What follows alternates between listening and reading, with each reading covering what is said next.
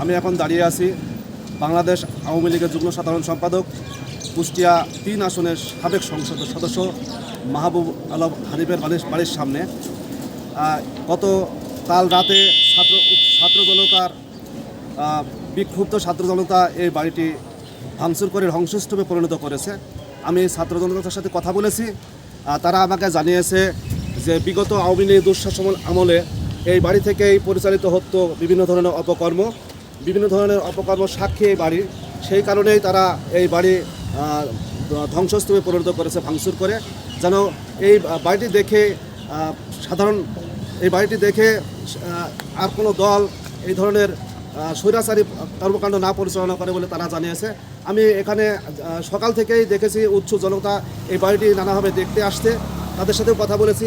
তারা জানিয়েছেন যে এই বাড়ি থেকেই বিভিন্ন সময় আওয়ামী শাসন আমলে এই বাড়ি থেকে বিভিন্ন ধরনের অপকর্ম করা হয়েছে।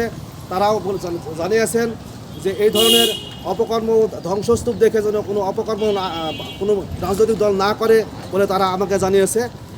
এবং সাধারণ জনতা জানিয়েছে যে এই ধরনের অপকর্ম থেকে সব দল যেন সরে আসে।